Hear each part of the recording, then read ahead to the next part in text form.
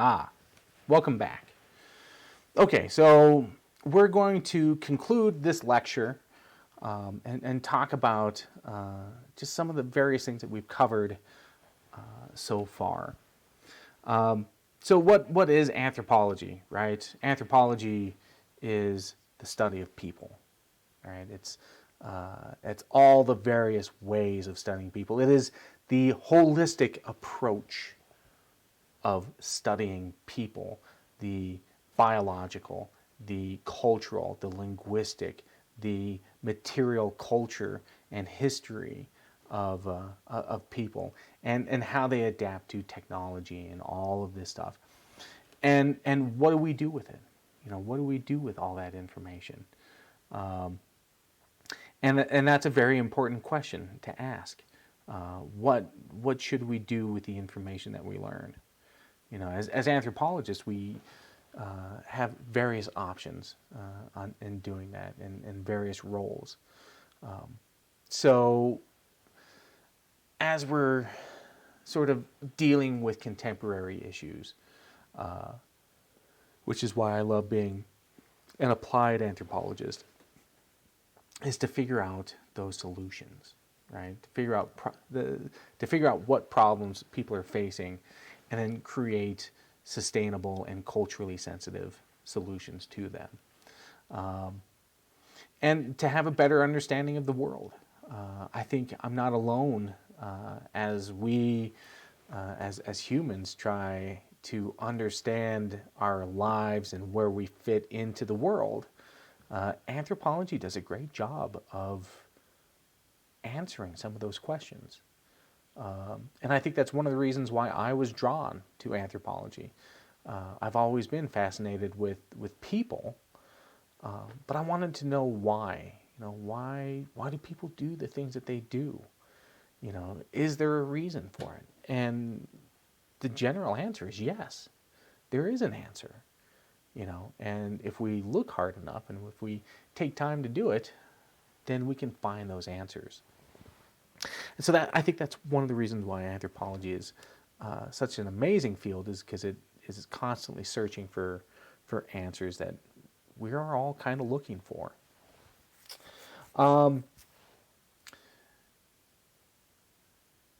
Anthropology is no longer limited to just local populations. We have globalism. We have the ability to travel and to experience cultures around the world. And it's absolutely fantastic, and it helps us to understand how people relate to one another.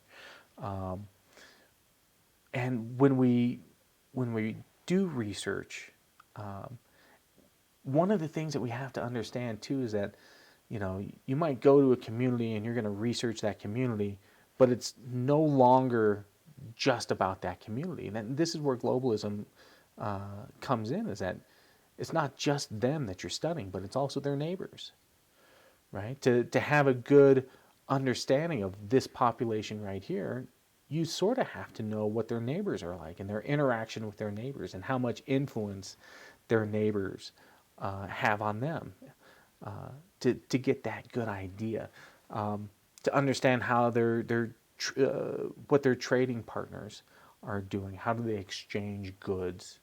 How do they exchange information? Following immigration and migration patterns. How do people travel around their own country? The American experience of immigration is fascinating. Our country does things in such an interesting way. We are immigrating to different parts of the country all the time. You might live in one state and then leave to find a job in another state. And that's a process of immigration. You're moving to a new culture. And you're like, wait a second, isn't that just American culture? And it's not. It's not. We're going to be getting into that next week. But American ideas of family has changed drastically over the last 150 years, especially as globalism has taken place. It's allowed us to travel cheaper and say we find a job somewhere else. Most of the time, if we look historically, families usually settle in the same place and they stay together. But when you have easy travel, right, and easy communication, well then it's not so bad if I move across the city or across the state or across the country, right? So we're going to be looking at some of those practices of immigration and globalism throughout the semester. We also look at how cultures both near and far can affect a community. How much of an impact do your neighbors have versus how much impact a larger dominating culture might have. So like American culture has a huge impact on smaller cultures that might not, that might take in a lot of American ideas and have a huge impact on them. So we oftentimes are going to be looking at these various issues. I think one of the other important things that we have to understand is that culture is never static. And what do I mean by that? Well, if we look at a country or if we look at a culture, it's constantly changing. Okay, and we're going to be talking about how culture changes a lot over time. But one of the important things to always remember is that culture is never static. The only time a culture ever really becomes static is when it's dead, right? Because there is always some sort of change influence in a culture. And sometimes it might be really slow, or sometimes it can be really fast. And American culture itself is a rapidly changing culture that is constantly adapting to some new kind of influence. And it's wild. American culture is just absolutely wild when it comes to this kind of stuff. So as we look at culture and see how things change and adapt, that's one of the things that we're going to be constantly looking at is how they are changing. And whether or not it's for good or for bad. We're there as anthropologists to try and see those changes, to understand them, to create a better understanding of the world that we live in, to share that information, not only with other scholars, but with people in general.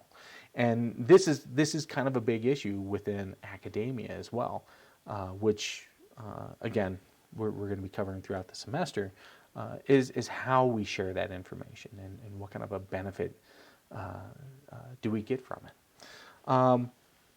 And then ultimately to try and understand how the world works in a holistic way.